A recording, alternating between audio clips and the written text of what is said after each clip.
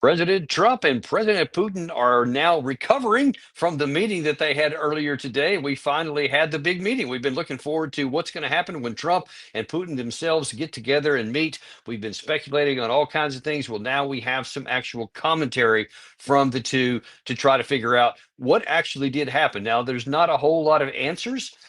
Because neither men took any question during the press conference, but Trump had said before this thing started that if it goes short, if it's quick, like I'll know within 2 minutes, he said, if there's going to be a productive meeting or not. And he said, if it's short, then I'm just going to give a solo press conference. But if it goes longer and it's a joint press conference, then that's going to be a good sign. Well, that's what happened. It was 3 hours was the meeting that they had together.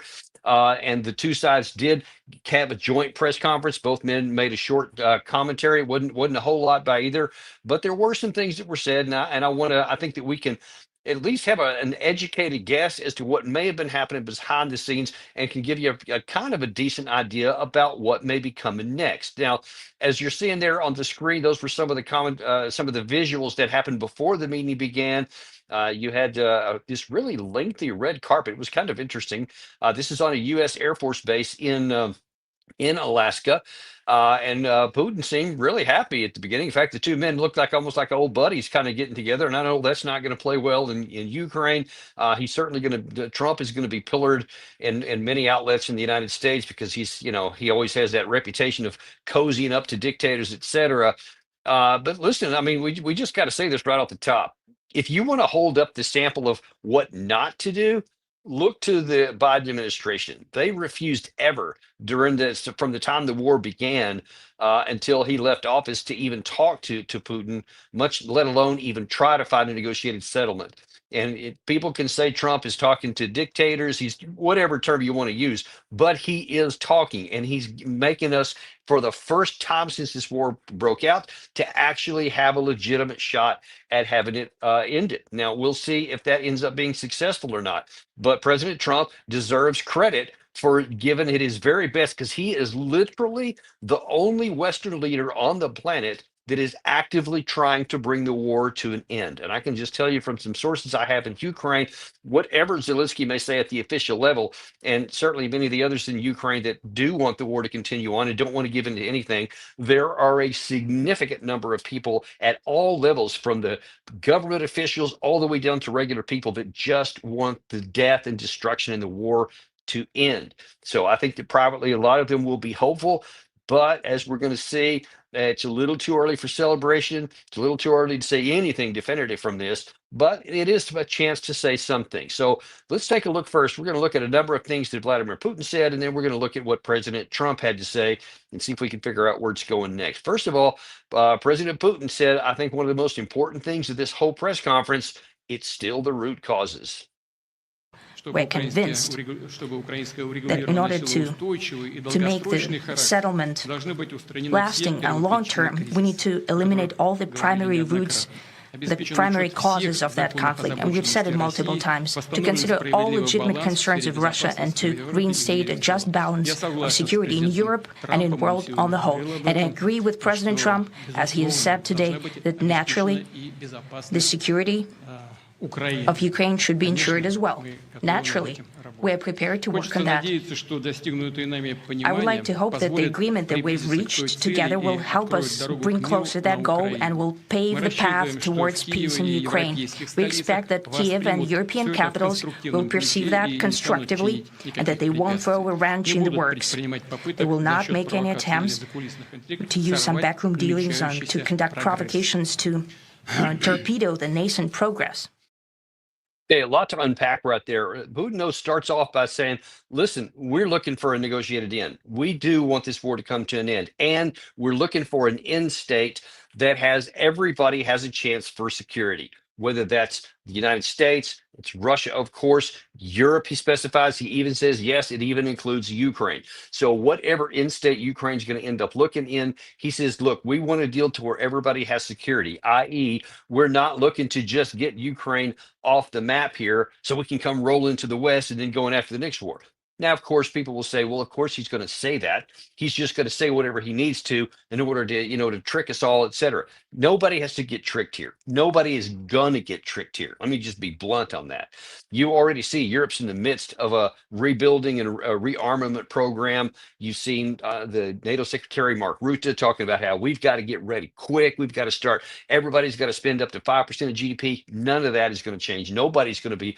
It's not like as though if peace breaks out in Ukraine that everybody in NATO is going to go, oh, okay, cool. We don't have to spend any more money. Then we can go back to the way it was. They're not going to do that. In fact, no one's going to trust Putin. No one should trust Putin. Nobody in the West should trust their national security to Putin saying something nice. Let's be clear about that. This is not about trusting anything, but this is about words do matter, and words and actions matter more. And when you see the Russians saying, look, we're looking to get this thing over with, and we're looking for an architecture that can have the thing so that everybody can live in peace. And as you're going to see subsequent comments he said in a minute, he puts even more action behind that, because one of the big elements of his travel party were business people. This is not just a foreign policy, foreign affairs, Secretary of State kind of thing, get together and like military people, et cetera. They included a lot of business people because they're looking beyond this, something that's going to actually put action behind the words that he's looking for peace and security for them. That's number one. Second thing he also said in that one there is that look, this we have an agreement. So he seems to imply that at least tentatively between Trump and Putin, he said that we have an agreement, and then he's concerned that those in Ukraine and in Europe may try and sabotage this and undercut it. And we're going to see from some of the comments Trump makes, that's probably not an unreasonable concern that he may have, but that is a concern that he has. So he's looking for an end to the war negotiation. It's going to have the root causes. So don't think this is going to be pretty for the Ukraine side. Nothing basically has changed since June of 2024, when Putin very clearly articulated exactly what it was going to take. It was reiterated at the second Istanbul meeting in July, where he had those 12-point peace plans. None of that, I'm sure, has changed. He kind of implied here, this is like we've been saying a lot. You had Sergei Lavrov saying, we're coming in to talk, and we've already been talking about this before. There's nothing new in what we're going to be talking about. So all of those terms that many in Ukraine will not like, Zelensky will hate, Europeans will hate, I got it. But that's still better than ignoring all of that and continuing to fight for the reasons that I pointed out, because that's the other thing Russia has always said, and we can only assume that it's still true. If they don't get the diplomatic solution that they're looking for here, then they'll simply continue to fight until they conquer it, however long that may take. So that was the first part there. Then, and Putin says, again, he says, okay, words are important too, but you got to come through with the action. The well-wishing and trustworthy tone of our conversation, it's important that both sides are result-oriented, and we see that the President of the U.S. has a very clear idea of what he would like to achieve.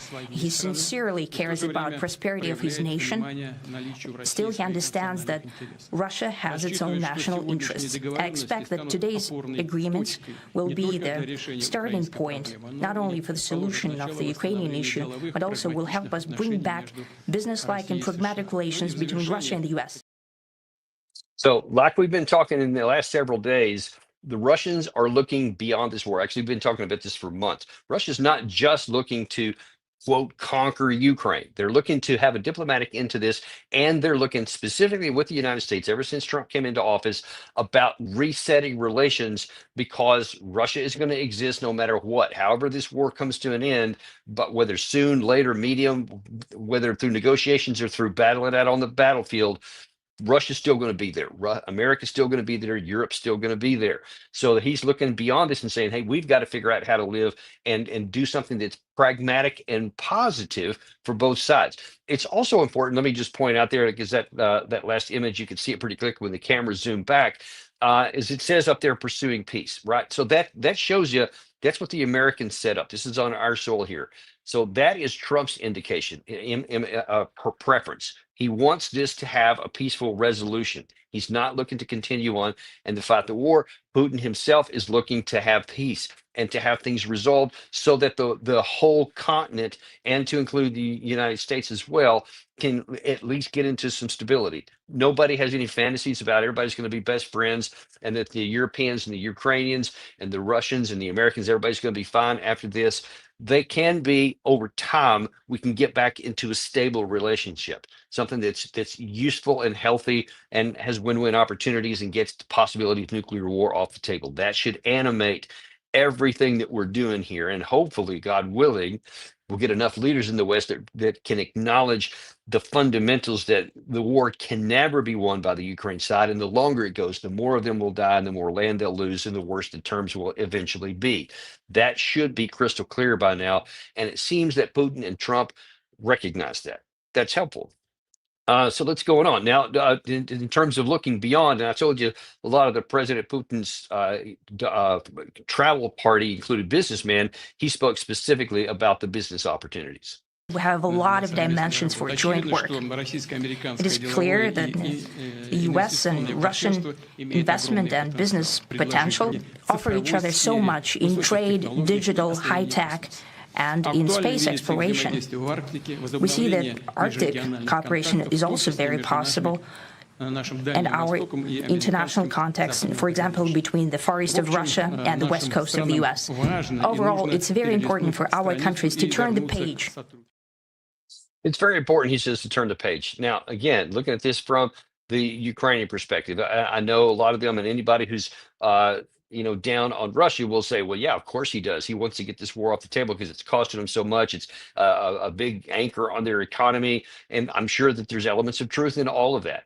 But the fact is, the page must be turned, because to refuse that, again, I consider it to be immoral.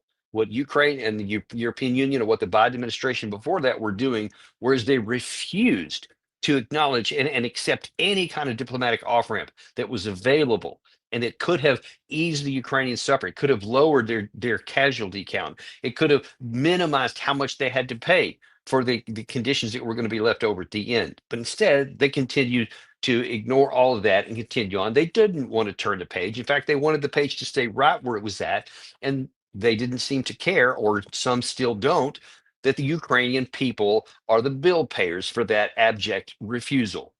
Hopefully, President Trump will have the stamina and the courage to say, yo, y'all can all pound sand. Every one of you guys who want to keep the page where it's at, you either get on board or figure it out yourself, because we're not going to stay on the same page here, and we're not going to precipitate and participate in the continued destruction of the Ukrainian territory, land, and people.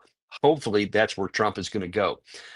One other thing I think was really important that Putin did say that's worth pointing out here is that he seemed to agree with Trump that had Trump been in office, then there wouldn't have been a war in the first place. And something that he says here is really important about a meeting he had with Biden in June of 2021, which I'll talk about on the backside of this. Watch this clip.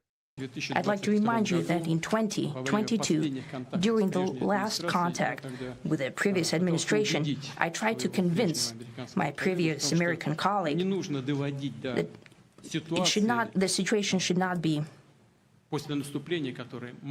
brought to the point of no return when it would come to hostilities. And I said it quite directly back then that it's a big mistake. Today, when President Trump is saying that if he was the president back then, there will be no war. And I'm quite sure that it would indeed be so. I can confirm that.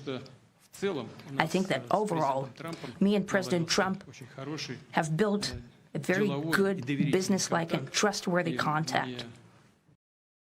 So you see President Putin there disparaging the meeting that he had prior to the breakout of the war in February 2022 with Trump's immediate predecessor, which of course is President Joe Biden.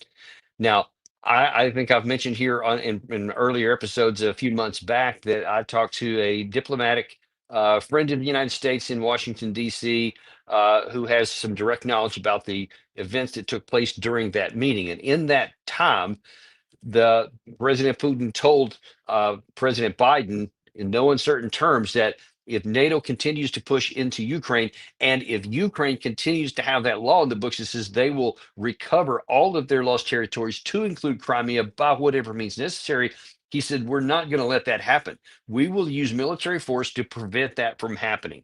Those two things are unacceptable to us. The Minsk agreements were never put into place. The Western slash Ukraine side never implemented the most important thing to us, which is limited autonomy for the Donbass and the Russian speaking people in that area to change the constitution. They never did that. And then you're still pressing forward. And if you keep doing it, there's going to be conflict. And President Biden, according to my source, said, yeah, do whatever you want to do. If you try that, then we're going to sanction the hell out of your country. We're going to crush your economy, et cetera. Basically taunting Putin and saying, yeah, whatever. So Putin said, Roger that. I see. This is what we're going to do then, and we know how it turned out here. But what he's saying is, if I had had President Trump as a partner at the time, he says I think we could have worked something out. And he's trying to put actions behind it and show that right now Trump is in office, and perhaps the two of them can get to a place where they can bring this war to an end. So uh, President Putin wants to get it to an end. Uh, We got to get past this deal, folks, on the Western side that we can't quote let Putin win. That's already past tense. You can't undo that now. It's done. It's like you dropped an egg on the ground and it's sitting there. The yolks are all mixed up, and you say we can't let that egg break. It's already on the ground. The shells are scattered everywhere. It's done. You can't undo it. So stop trying, because all you're going to do is get more eggs broken in the process here.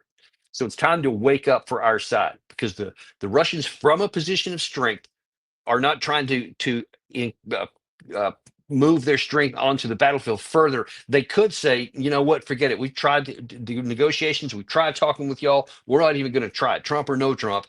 And even if it takes us another year or 2 years, we're going to keep going until we destroy your country. They could say that, but they're not. They're still saying we're willing to get this thing over with negotiations. I think we have a partner in the United States that we can deal with.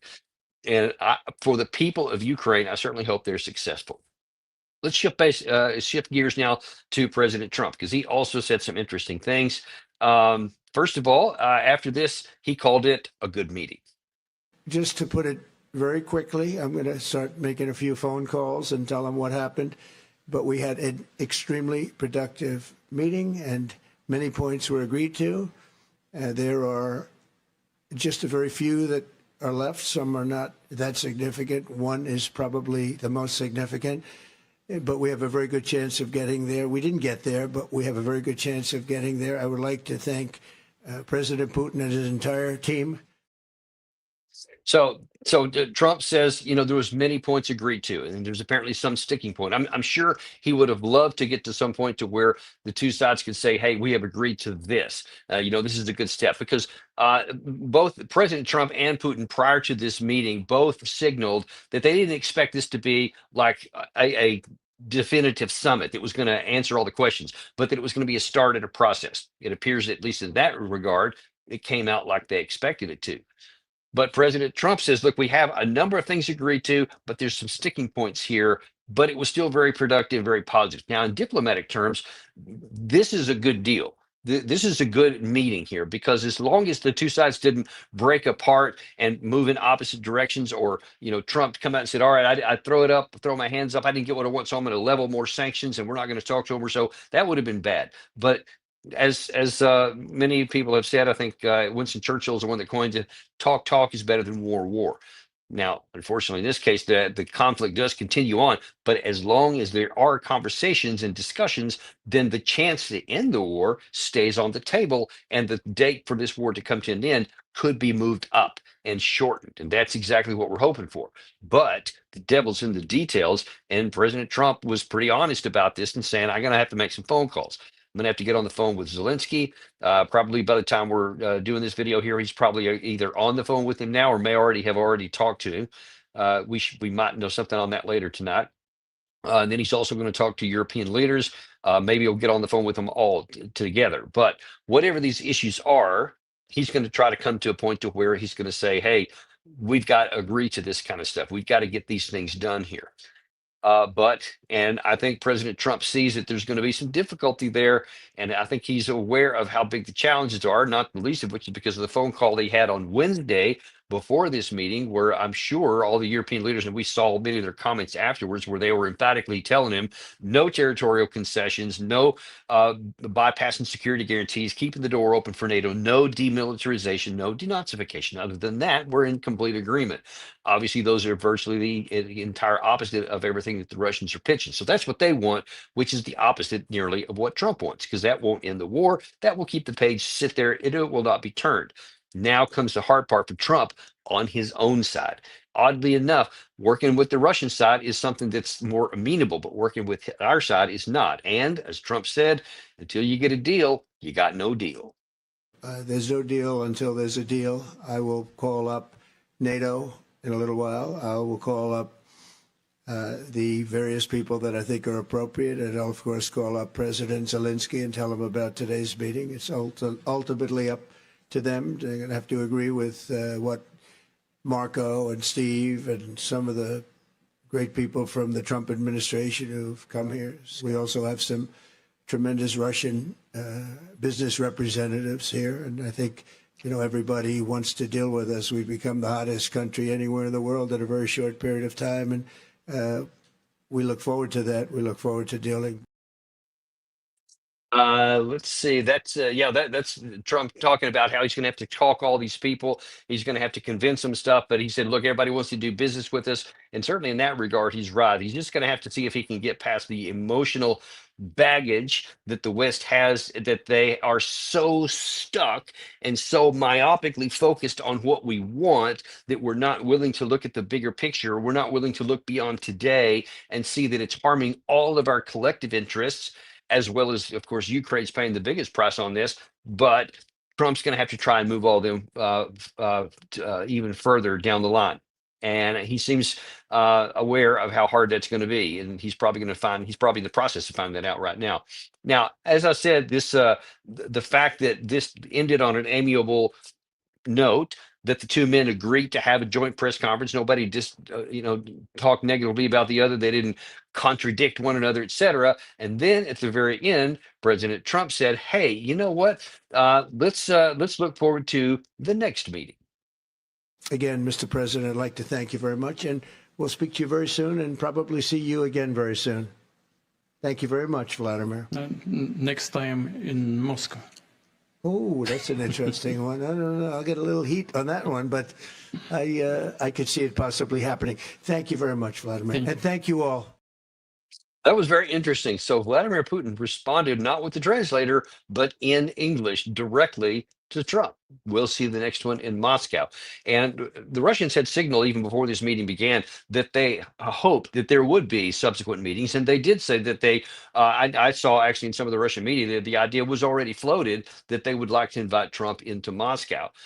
They was also heading into this meeting. One of the things that Trump was shooting for was to be able to set the conditions for a Trump, Putin, and Zelensky meeting, because Trump even said, look, until we get Zelensky in part of this, I can't make a deal for Ukraine. I can't agree to anything for Ukraine. I can tell you what we're going to do, but I can't tell you what they're going to do. He's going to have to be here. Now, of course, that is the biggest impediment, and the most difficult is going to happen is for this to happen for Zelensky, because he is adamantly opposed to anything. He does not want to give anything away. He wants to keep security guarantees. He still wants to. You can call it nothing besides fiction, that he's not going to give any territorial concessions away, that they want to have some de facto or just not de jure, et cetera.